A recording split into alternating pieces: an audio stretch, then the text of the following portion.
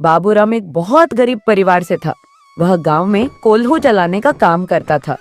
उस समय उसे कोल्हू खुद ही खींचना पड़ता था, क्योंकि बैल खरीदने की उसकी हैसियत नहीं थी। कोल्हू से जो भी तेल या गन्ने का रस निकलता, उससे ही उसके घर का गुजारा होता था।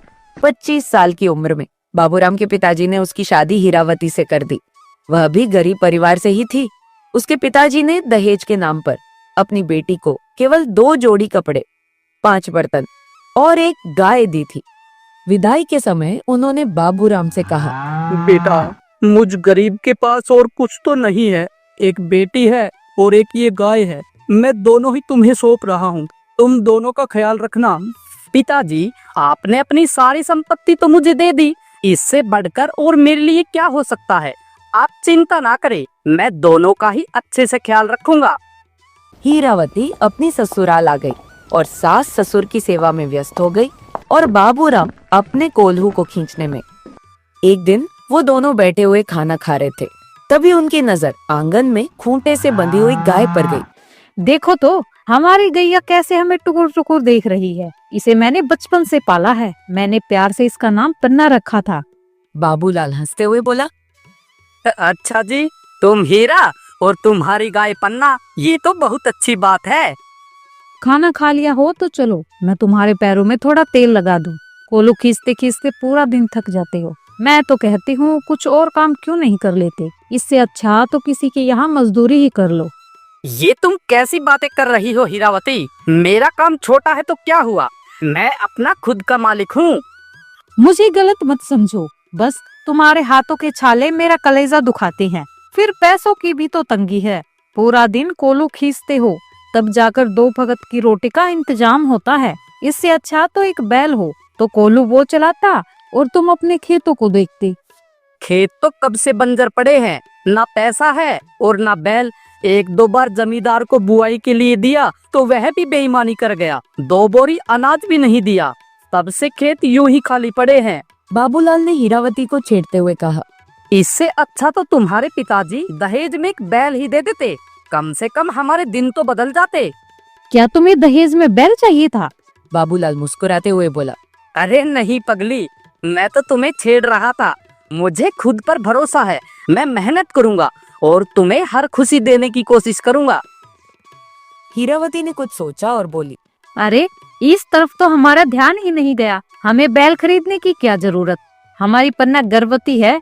5-6 महीने बाद क्या पता एक बछड़े को ही जन्म दे दे।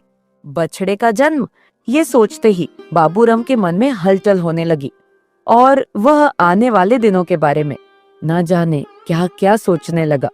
अब उसका पूरा ध्यान पन्ना पर था, क्योंकि पन्ना एक बच्चे को ही नहीं बल्कि बाबूराम के भविष्य को जन्म देने वाली थी। वो पन्ना के लिए रोज हरा चारा और चने ले आता, जिसको समय पर खिलाने की जिम्मेदारी हीरावती की थी। एक दिन ये सब देखकर बाबूराम के पिताजी गुस्से में बोले, अरे वाह, बहुत बढ़िया बरखुरदार। कभी माँ बाप का भी इतना ख्याल रखा है जितना ससुराल से मिली इस गाय का रख रहे हो। पिताजी, जो मैं रूखा सूखा खाता हूँ वही आपको भी खिलाता हूँ, लेकिन पन्ना गर्भवती है। अगर हम इसका ख्याल रखेंगे तभी तो ये हमें स्वस्थ बछड़ा या बछिया देगी। उसकी माँ बोली, तेरे पिताजी तो सठिया गए हैं। बेटा एक काम कर, ये खल चने इन्हें खिलाया करो। दूध और बछड़ा तो ये देंगे नहीं, लेकिन कल कोल्हू पर इन्हें ही लगा देना। ये सुनकर बाबूलाल और हीरावती जोर से हंस पड़े। समय गुजरता जा रहा था। पन्ना के प्रसव का इंतजार था कि खत्म होने का नाम ही नहीं ले रहा था। पन्ना भी कुछ अनबोली भाषा में कह देती, मेरे मालिक, जिस दिन का तुम इंतजार कर रहे हो उसका मैं बड़ी बेसब्री से इंतजार कर रही हूँ कि वह दिन आए जब मेरा बच्चा मुझसे लिपट जाए। पन्ना की कुछ तबीयत सी खराब नजर आ रही थी। शायद पन्ना के प्रसव का समय नजदीक आ गया, इसीलिए हीरावती और बाबूराम पन्ना के पास ही बैठे रहे। दोपहर के 3 बजे थे। पन्ना ने एक स्वस्थ बछड़े को जन्म दिया। हीरावती खुशी से चिल्लाई, मुबारक हो जी, बछड़ा हुआ है। तुम्हें भी मुबारक हो हीरावती। उनकी आवाजें सुनकर बाबूराम की माँ भी आ गई। उन्हें बछड़ा पैदा होने की खुशी मनाते देख वह बोली, उल्टी खोपड़ी की हो तुम दोनों, समझे? अरे बछड़ा क्या तुम्हें दूध देगा? गाय होती तो दूध देती और अच्छी कीमत में भी बिक जाती। बछड़ा होने से उछल रहे हैं, कम दिमाग कहीं के। पन्ना भी उनकी बातें सुनकर सोचने लगी। एक गाय भैंस ही ऐसे प्राणी हैं जिसमें बेटी होने पर खुशी ज्यादा होती है, वरना इंसानों में तो बेटियां पेट में ही मार दी जाती है। बछड़ा बहुत होशियार था। वह बाबूराम और हीरावती की हर आहट पहचानता था। वह इस तरह झूमते हुए चलता कि सबका मन मोह लेता। इसलिए बाबूराम ने उसका नाम झुमरू रख दिया। समय बीतता गया और झुमरू बड़ा हो गया।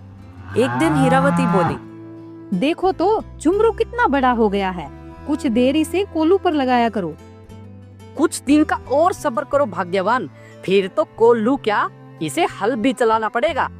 2 साल का होते ही झुमरू कोल्हू चलाने लगा। बाबूराम के सिर से सारी जिम्मेदारियां झुमरू ने अपने ऊपर ले ली। वह मस्ती में झूमता हुआ पूरे दिन कोल्हू चलाता और अपनी भाषा में कहता, आज सरसों और गन्ना जो भी हो ले आओ मालिक, मैं आपके सारे काम मिनटों में निपटा दूंगा। झुमरू की वजह से खूब तेल और गुड़ बनने लगा, जिसे बाबूराम अच्छी कीमत में बेच देता। लक्ष्मी जी उन पर मेहरबान होने लगी। हीरावती, मैं सोच रहा हूँ कि शहर जाकर बीज खरीद लाऊं, ताकि हम अपनी फसल बो सके। भगवान की कृपा से अब पैसों की कोई कमी नहीं है। पन्ना जुगाली करती हुई उनकी बातें सुन रही थी। वह मन ही मन कहने लगी, भगवान की कृपा से नहीं पगले, मेरे बेटे झुमरू की वजह से। भगवान तो तुम लोगों के पहले भी थे। फसल बोने का ये सही मौसम है, लेकिन बोने से पहले खेत जोतना भी तो पड़ेगा। सही कहती हो हीरावती, मैं एक दिन कोल्हू बंद करके किसी का हल बांध लाऊं। खेत तो हमारा झुमरू चुटकियों में जोत देगा। जवानी का खून है, उसमें आलस जरा भी नहीं है। झुमरू ने हल चलाकर खेत जोते। बाबूराम ने बुआई करी। झुमरू की मेहनत रंग लाई। फसल बहुत अच्छी हुई और अनाज भी खूब महंगा बिका। एक दिन पन्ना की तबीयत बहुत बिगड़ गई। वैसे भी उम्र हो चली थी। उसे लगा कि उसका अंतिम समय आ गया है। वह झुमरू से बोली, बेटा, लगता है मेरा अंतिम समय आ गया है। मुझसे वादा कर कि मेरे बाद तू कभी इन लोगों का साथ नहीं छोड़ेगा। इन्होंने हमें पनाह दी, पाला पोसा, बस तू हमेशा इनका वफादार बनकर रहना। माँ, मैं वादा करता हूँ कि मैं हमेशा इन लोगों का वफादार रहूंगा और इनके लिए दिन रात एक कर दूंगा। कुछ ही देर बाद पन्ना हमेशा के लिए ये दुनिया छोड़कर चली गई। झुमरू अनाथ हो गया। वह कई दिन तक रोता रहा, लेकिन होनी को कौन टाल सकता है। कुछ दिन घर में सब पन्ना का मातम मनाते रहे, लेकिन फिर सब ठीक होने लगा। झुमरू भी फिर से अपने काम में जी जान से लग गया। कुछ समय बाद बाबूराम के माता पिता भी चल बसे। सोच रहा हूँ कल ही मिस्त्री बुलाकर घर में काम शुरू करा दूं। आखिर हम लोग कब तक इस कोठरी में पड़े रहेंगे। झुमरू बहुत पैसा कमा रहा है, अब बढ़िया घर बनाना है। हाँ जी, ये सब झुमरू की वजह से हो पाया है, वरना हमें कभी सोचा भी नहीं था कि हमारे दिन इस तरह बदलेंगे। बाबूराम ने अपना 2 मंजिला बहुत बढ़िया घर बना लिया। झुमरू के लिए भी अब रहने के लिए अच्छी व्यवस्था हो गई। हीरावती के 2 बेटे हुए। दोनों का लालन पालन बहुत अच्छे ढंग से हुआ और फिर उनका दाखिला शहर के बड़े स्कूल में करा दिया। झुमरू उन्हें देख देख कर मुस्कुराता रहता और कहता, मालिक मेरा इतना ख्याल रखते हैं। जब तक मेरे अंदर जान रहेगी, मैं मालिक के लिए खूब पैसा कमाऊंगा। झुमरू उन लोगों के लिए सारी जिंदगी कमाता रहा और कमाते कमाते बूढ़ा हो चला। लेकिन बाबूराम ने उससे काम लेना नहीं छोड़ा। बाबूराम झुमरू को खेत पर ले जाने लगा, लेकिन चलते चलते उसकी सांस फूलने लगी। रास्ते में वह एक दीवार से टकरा गया और बैठ गया। अरे क्या रे झुमरू, तुझे दिखाई नहीं देता? इतनी बड़ी दीवार से टकरा गया। उठ, खड़ा हो, तुझे घर ही छोड़ देता हूँ। लगता है अब तू काम करने लायक नहीं रहा। बाबूराम जब उसे घर लेकर गया तो उसे लड़खड़ाते देख बाबूराम की पत्नी उसे पूछने लगी, ये झुमरू इस तरह लड़खड़ाकर क्यों चल रहा है? क्या करे, बेचारा बूढ़ा हो गया है, चलते चलते दीवार से टकरा गया। मुझे लगता है कि अब इसे बेच देना चाहिए। अब काम करना इसके बस की बात नहीं है। इसे बेचने का मन नहीं करता, इसे माँ की तरह पाला है मैंने। ये सुनते ही झुमरू के प्राण निकलने को तैयार हो गए। ये क्या कह दिया मालिक ने, मुझे बेच देंगे? ऐसा कैसे कर सकते हैं ये लोग? झुमरू ने खाना पीना छोड़ दिया और चिंता में रहने लगा। कई दिन बीत गए। एक दिन राह से कुछ लोग बातें करते जा रहे थे। पता नहीं इस गांव में कुछ मिलेगा भी या नहीं। बाबूराम भी उधर से गुजर रहा था। उसने पूछा, भाई आपको क्या चाहिए? कोई गाय, भैंस, बछड़ा कुछ मिल जाए तो हम व्यापारी हैं। भाई मेरे पास एक बैल है, चाहो तो देख लो। हाँ हाँ, क्यों नहीं। बाबूराम उन्हें अपने घर ले गया। उन लोगों ने झुमरू को चारों तरफ से देखा। झुमरू का मन हो रहा था कि वह बिकने से पहले ही अपने प्राण त्याग दे। देखो भाई, तुम्हारा बैल बूढ़ा हो गया है, ये किसी काम का नहीं, हम इसकी ज्यादा कीमत नहीं दे पाएंगे। बाबूराम को लगा कि चलो कुछ तो आएगा ही। व्यापारियों ने उसके 5,000 रुपए निकाल कर दे दिए। झुमरू की आंखों में आंसू थे। उसे उम्मीद थी कि हीरावती या बाबूराम कोई तो उसे बेचने का मन बदल लेगा, पर ऐसा नहीं हुआ। बाबूराम ने आकर उससे कहा, जाओ झुमरू, अब यही तुम्हारे नए मालिक हैं। वाह रे मालिक, तू तो बड़ा मतलबी निकला रे।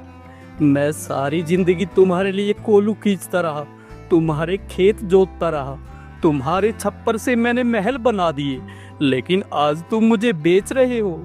मैं बूढ़ा हो गया हूँ, मैं अब किसी काम का नहीं रहा, तो ये लोग पता नहीं मेरा क्या करेंगे।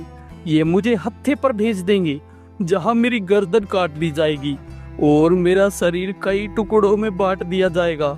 इससे अच्छा तो यही है कि मैं आपके घर की दीवार से टकराकर ही अपनी जान दे दूं। मैंने अपनी माँ को वचन दिया था कि मैं कभी आपको छोड़कर नहीं जाऊंगा, लेकिन तुम मुझे मेरा वचन तोड़ने पर मजबूर क्यों कर रहे हो?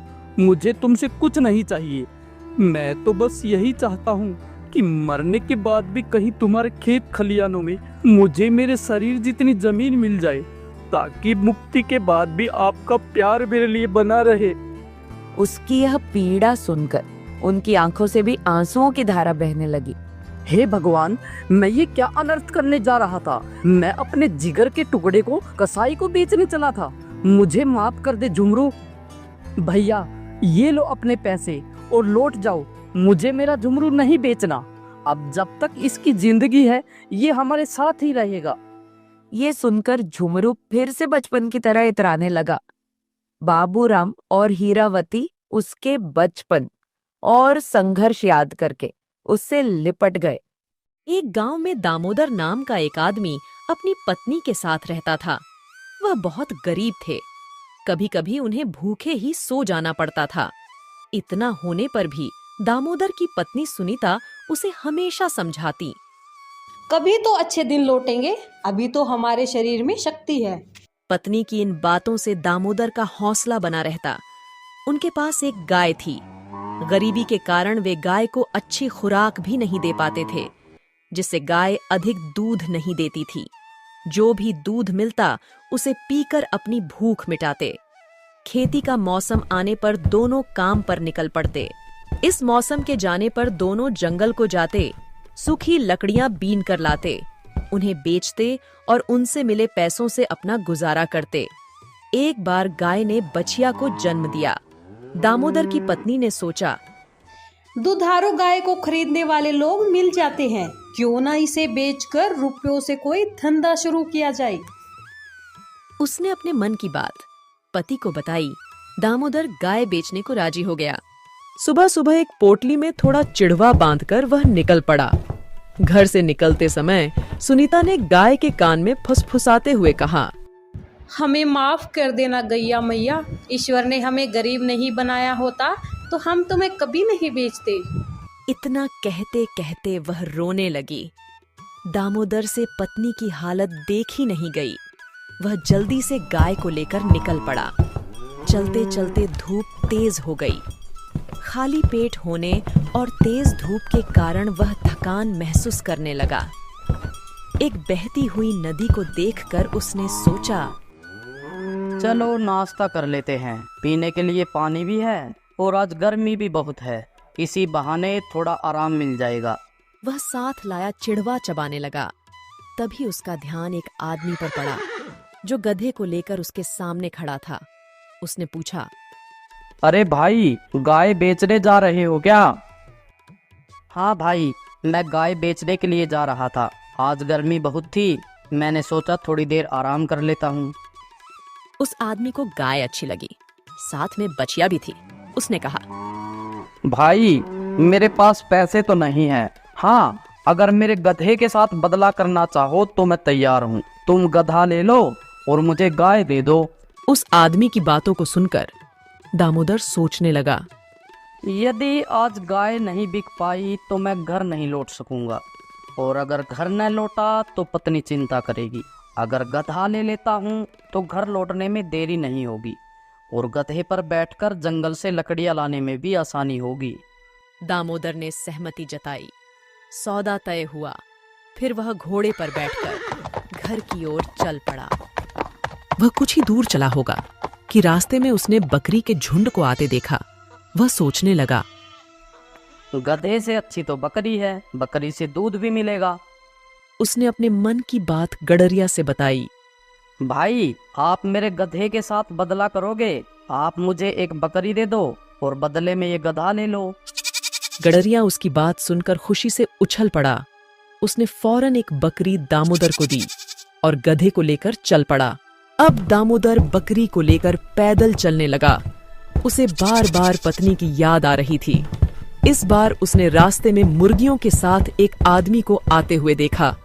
दामोदर ने उस आदमी से पूछा, भाई आप इन मुर्गियों को लेकर कहाँ जा रहे हो?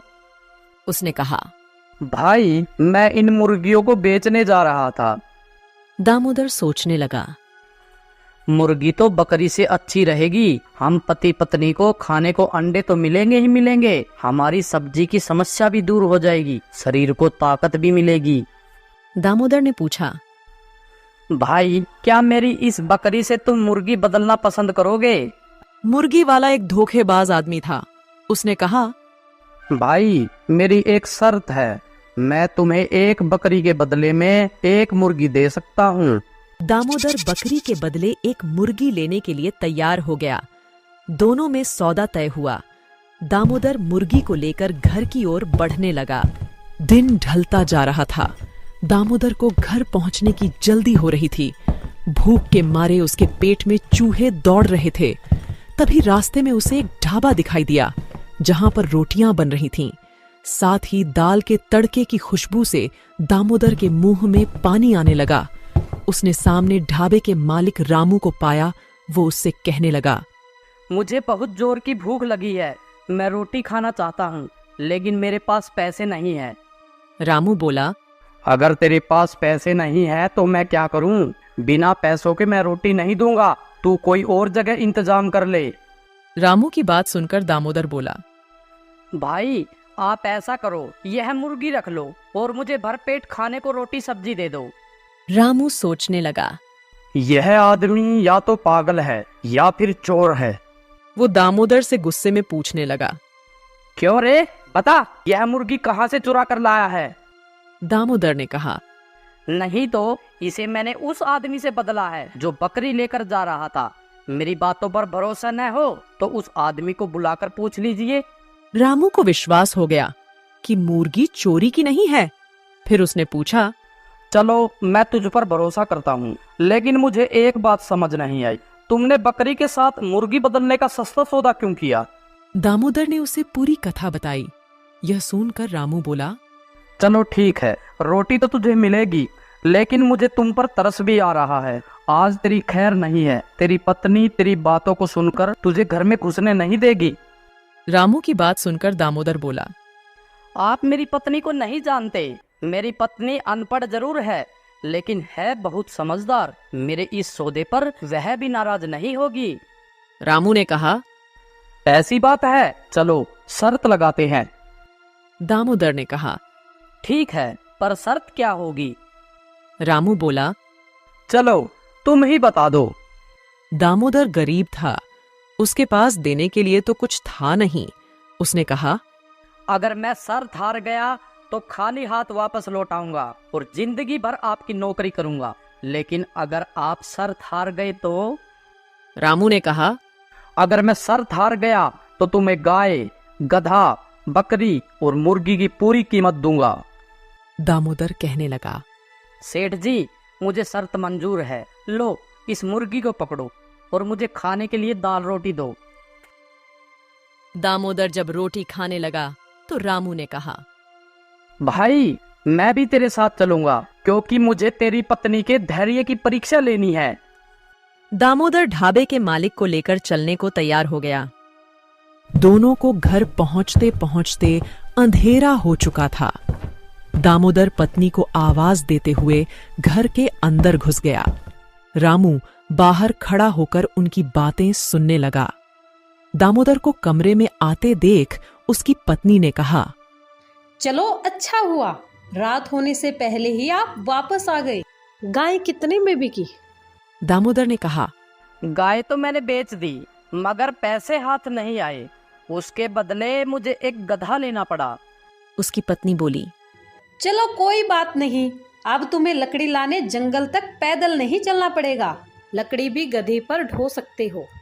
दामोदर ने कहा, यही सोचकर तो मैंने सौदा तय किया था, लेकिन रास्ते में एक घटना हो गई जिसके कारण गधा भी हाथ से निकल गया। उसकी पत्नी बोली, कोई बात नहीं, तुम्हें चोट तो नहीं आई? दामोदर ने कहा, नहीं नहीं, इस प्रकार की कोई घटना नहीं हुई। रास्ते में घर लौटते हुए गधे के बदले एक बकरी लेनी पड़ी, यह सोचकर कि गाय के न होने पर भी हमें दूध की कमी नहीं होगी। उसकी पत्नी बोली, हाँ, यह तो तुमने अच्छा सोचा। चलो, अब दूध की परेशानी तो नहीं रहेगी। दामोदर ने कहा, लेकिन भाग्य को यह भी मंजूर नहीं था। रास्ते में मैंने उसके बदले यह सोचकर एक मुर्गी ली कि उससे रोज अंडे मिलेंगे, अंडों से चूजे निकलेंगे, इन्हें बेचकर हम धन भी कमाएंगे और कभी कभी अंडे भी खाने को मिलेंगे। उसकी पत्नी बोली, यह भी बहुत अच्छा सोचा। मुझे भी बहुत दिनों से मुर्गी पालने की इच्छा हो रही थी। कहाँ है मुर्गी? दामोदर ने कहा, लेकिन भाग्यवान, मुर्गी भी हाथ से निकल गई। दामोदर की पत्नी ने हंसते हुए पूछा, कैसे? दामोदर ने कहा, वो हुआ कुछ यूं कि सुबह से मैं भूखा था। रास्ते में एक ढाबा मिला। खाने की खुशबू से मेरे पेट में चूहे दौड़ने लगे। मैं अपने आप को रोक नहीं सका। मुर्गी के बदले मैंने ढाबे पर भरपेट रोटियां खाई। दामोदर की पत्नी ने कहा, मेरे लिए यह कितनी खुशी की बात है कि तुमने कई दिनों बाद भरपेट रोटियां खाई। तुम स्वस्थ और कुशल रहते हो तो हम लोग कमाते रहेंगे और कभी मुर्गी भी खरीद कर पाल लेंगे। चलो मुंह हाथ धो लो। दामोदर ने रामू को अंदर आने के लिए कहा। रामू दामोदर की पत्नी की समझदारी और सहनशील स्वभाव की प्रशंसा करते हुए बोला, बहन जी, आप एक बात बताओ, आपके पति ने इतनी बड़ी बेवकूफी की, फिर भी आपको उस पर गुस्सा नहीं आया? आपकी सहनशीलता की तारीफ करनी पड़ेगी। दामोदर की पत्नी ने कहा, भाई, ईश्वर ने हमें गरीब और संतानहीन बनाया है। हमारे बीच जो प्रेम है उसे हम अपनी अमूल्य संपत्ति समझते हैं और इसके लिए ईश्वर को धन्यवाद देते हैं। अब हम क्रोध दिखाकर ईश्वर के इस अमूल्य उपहार को गंवाना नहीं चाहते, न ही इसके जीवन को नरक बनने दूंगी। मेरे लिए तो इसका सुख सब कुछ है, इसलिए मैं क्रोध नहीं करती। दामोदर की पत्नी की बातों से ढाबे का मालिक अत्यंत प्रभावित हुआ। इसके अलावा शर्त के अनुसार उसने उसे 5,000 रुपये दिए, साथ ही उन्हें नौकरी पर भी रख लिया।